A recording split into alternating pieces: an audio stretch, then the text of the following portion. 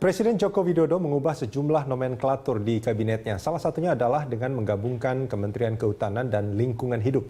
Penggabungan itu dinilai penting karena kondisi hutan Indonesia yang semakin kritis. Sejumlah pihak menilai penggabungan itu berpotensi menimbulkan penumpukan kewenangan di satu kementerian. Eksploitasi dan konservasi yang menjadi ciri khas dari kehutanan dan lingkungan hidup. Bagaimana sang menteri baru mengkolaborasikan dua fungsi yang saling bertolak belakang. Dan saat ini sudah hadir di studio Kepala Departemen Kajian dan Penggalangan Sumber Daya Walhi, Halisa Halid, dan kita juga nanti akan menantikan Menteri Siti Nurbaya, Menteri Lingkungan Hidup dan Kehutanan yang baru. Mbak Alin, ini kalau kita bicara soal penggabungan, ini kan tadi kan terpisah ya, kehutanan sendiri, lingkungan hidup sendiri, nah sekarang digabung. Menurut Anda, ini sudah tepat atau Anda punya pendapat yang berbeda? Ya, kalau Walhi menilai penggabungan dua kementerian, Kementerian Lingkungan Hidup dan Kementerian Kehutanan tidak tepat atau belum tepat ya. Mengapa demikian? Pertama karena kami kembali pada komitmen Pak Jokowi yang ingin memperkuat institusi lingkungan hidup. Itu yang pertama. Nah, artinya penggabungan ini bukannya memperkuat, malah memperkerdil lingkungan hidup, seperti itu menurut Anda? Karena pada saat ini gitu ya, pada situasi yang cukup panjang rezim pembangunan kita belum menempatkan isu lingkungan hidup sebagai isu penting, termasuk kementeriannya. Kalau kita lihat dan kita periksa pada periode yang lalu, Kementerian Lingkungan Hidup masih menjadi kelas ketiga dalam nomenklatur kementerian gitu ya. Kenapa Anda menyebut ini kelas ketiga? Ya memang tidak punya power selama ini dalam menghadapi beberapa kementerian sektoral sumber daya alam, termasuk Kementerian Kehutanan.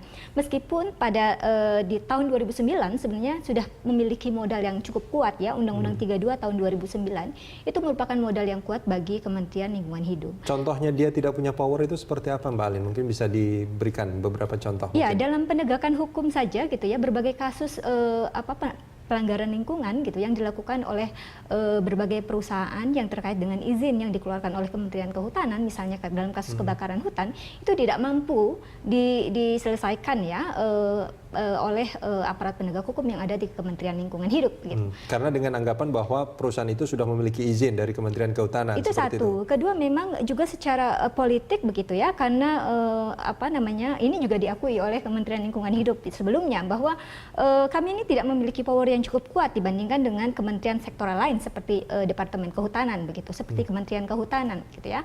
Nah, yang memiliki memiliki kewenangan penguasaan tenurial di Indonesia itu sampai 70% gitu ya.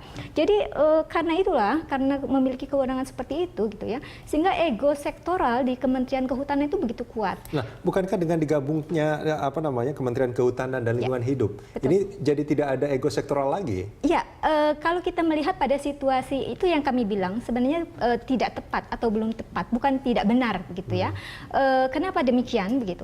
Karena ini seperti sebenarnya affirmative action. Ketika satu kementerian merasa lebih mendominasi karena kewenangannya cukup besar, pada kementerian yang lain merasa bahwa tidak memiliki power full yang cukup kuat begitu ya. Sehingga ketika digabungkan, maka tetap yang akan mendominasi adalah Kementerian Kehutanan. Karenanya sebenarnya sejak awal Walhi mengusulkan agar tupoksi, fungsi dan kewenangan yang ada di Kementerian Kehutanan itu didistribusi pada kementerian lain, misalnya ke Kementerian Lingkungan ya, terkait dengan konservasi dan perlindungan hutan itu dialihkan pada di Kementerian Lingkungan gitu. Nah, ini sebenarnya adalah mesti diletakkan pada sebuah langkah afirmasi untuk penguatan institusi lingkungan. Jika pada satu masa di mana lingkungan hidup, mainstream lingkungan hidup, kemudian juga mainstream pengelolaan sumber daya alam sudah sama, maka penggabungan menjadi hal yang bisa dilakukan begitu. Ya, ini juga menarik sebetulnya. Ini hanya pandangan orang awam gitu seperti saya ini Mbak Alin. Kalau kita bicara soal lingkungan hidup, mestinya bukan masalah kehutanan. Ya, kita bicara soal perkebunan, pertambangan juga ini sebetulnya juga sangat berhubungan dengan lingkungan hidup. Gitu. Itu juga yang menjadi satu hal yang kami soroti ya, bahwa isu lingkungan hidup itu bukan hanya masalah di sektor kehutanan gitu ya. Pencemaran, kemudian di sektor pertambangan juga tak kalah luar biasanya begitu. Belum lagi limbah B3 dan seterusnya, pengrusakan daerah aliran sungai gitu. Nah, yang jadi masalah kemudian adalah, dan ini menjadi alasannya Pak Jokowi yang mengatakan bahwa problem lingkungan di sektor kehutanan sangat besar dan katanya akan move on gitu ya. Dan itu betul sebetulnya kan, kalau Itu masalah betul. di kehutanan itu betul. Masalah di kehutanan sangat luar biasa besarnya. Setidaknya kami mencatat gitu ya, problem pokok di Kementerian Kehutanan selama ini, satu, carut marut pengelolaan di sektor kehutanan ya. Bagaimana penguasaan hak untuk penguasaan hutan itu sebagian besar dikuasai oleh korporasi dan hanya sebagian kecil yang diberikan kepada masyarakat. Ini yang melahirkan berbagai konflik tenurial ya antara pemerintah, antara negara, korporasi dan masyarakat. Kalau tadi disebutkan tenurial maksudnya apa? Begini, karena banyak masih 33.000 kurang lebih desa gitu ya yang berada di dalam dan sekitar kawasan hutan gitu ya.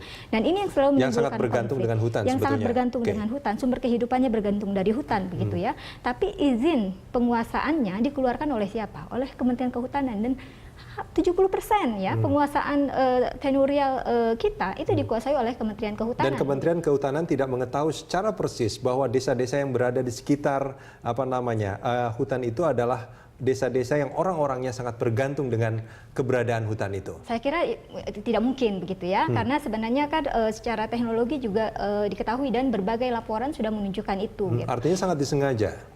Pertama memang pasti karena terkait dengan izin usaha gitu ya, terkait dengan jargon pertumbuhan ekonomi, dan sektor kehutanan dianggap sektor yang menyumbangkan cukup besar pada pertumbuhan ekonomi, sehingga kemudian memberikan hak penguasaannya kepada korporasi begitu ya. Mbak Alin, kita akan sambung ini di segmen berikut. Oke.